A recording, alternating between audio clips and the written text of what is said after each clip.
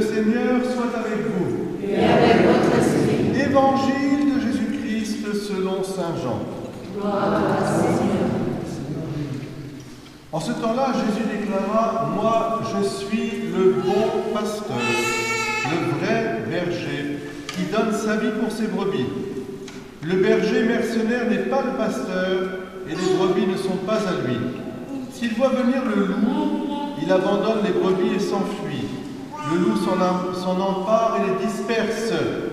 Ce berger n'est qu'un mercenaire, et les brebis ne comptent pas vraiment pour lui. Moi, je suis le bon pasteur.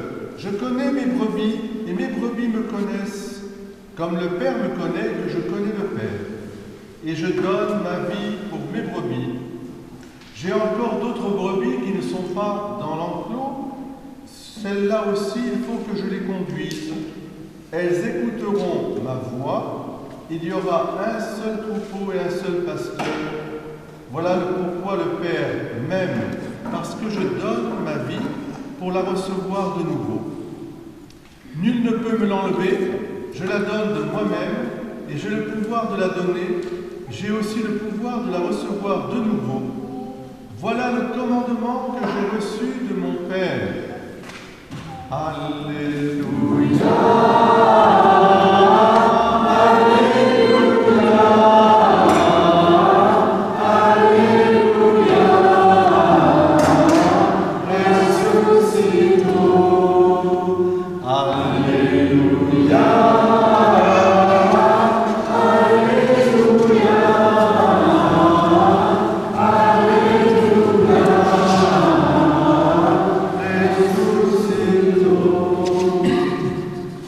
Voilà, ce 1er mai, c'est le joli mois de mai, le joli mois de Marie.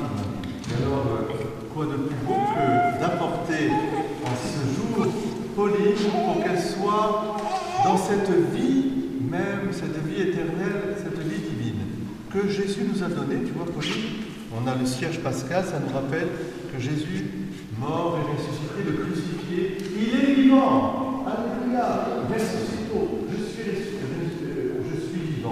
Je suis ressuscité. Et plongé dans l'eau et sorti de l'eau, dans la puissance de l'Esprit Saint, c'est ce que nous avons entendu avec la première lecture de Pierre. Pierre, d'une manière tout à fait particulière, rencontre des gens du milieu païen. On appelait païen à l'époque, c'est-à-dire des gens religieux, mais parce qu'on a tous une religion, on est tous reliés à quelque chose d'important, d'absolu. Et alors, eux, ils cherchaient qui serait finalement ce Dieu inconnu.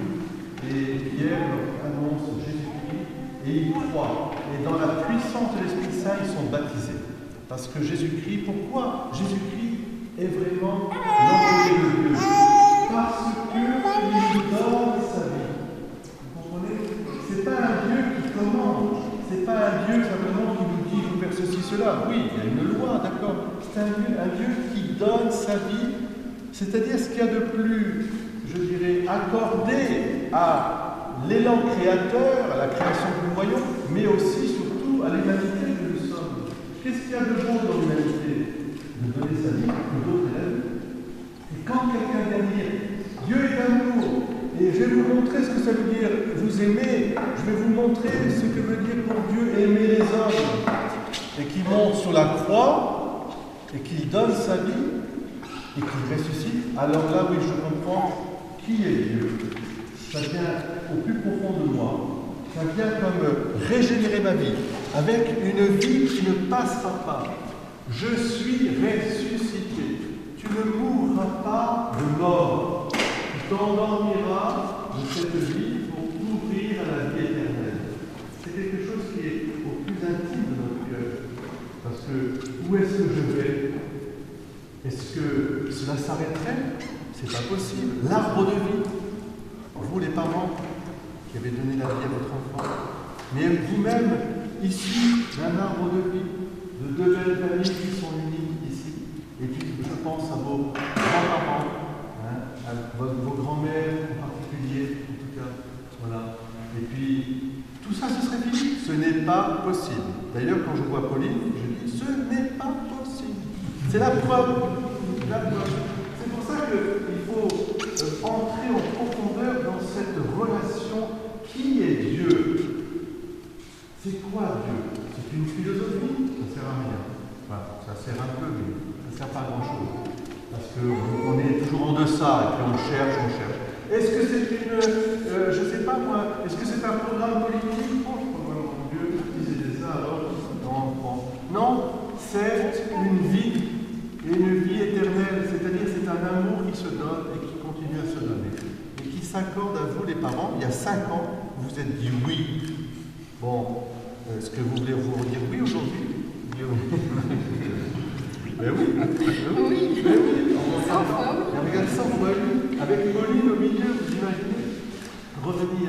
Mais c'est oui sur cet arbre.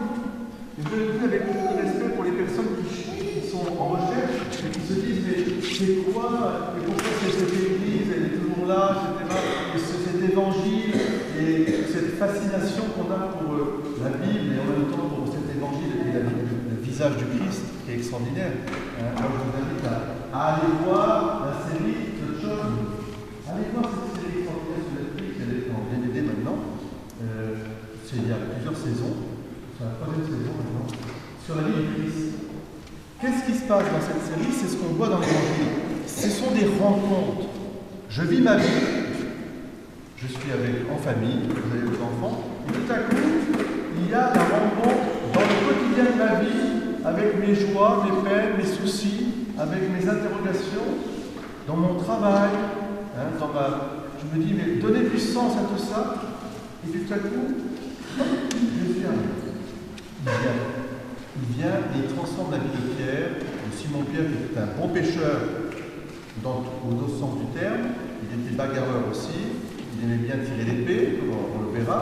C'était un pêcheur de poissons et il sera un pêcheur d'hommes. Et les autres apôtres, c'est pareil. Et les disciples, c'est pareil. Marie-Madeleine, c'est pareil. Et le bon Aaron. Et puis, alors, on pourrait parler de Zachée et puis de tant d'autres. Et Corneille, le centurion. Il rencontre un moment et ça bouleverse leur vie. Et il sent qu'il y a un axe vertical, un axe de relation personnelle. Et Pauline, aujourd'hui, tu vas être inscrit dans un livre de vie. C'est une religion de vie, c'est une relation de vie. C'est ça qui est important. Un livre de vie. Qui passe le temps, qui passe, je dirais, et qui a déjà ses racines et ses feuillages et ses branches dans l'éternité. Et nous sentons plus profond de nous-mêmes. Je sens, comme disait Saint Irénée, mais Saint Polycarpe, il disait, avant son martyre, j'entends une voix qui me dit « Viens vers le Père ». Viens vers le Père. C'est-à-dire quelque chose qui me relie au plus profond de moi-même. Alors on va le vivre cela. Je vous invite à revivre votre baptême. J'espère que vous connaissez la date de votre baptême.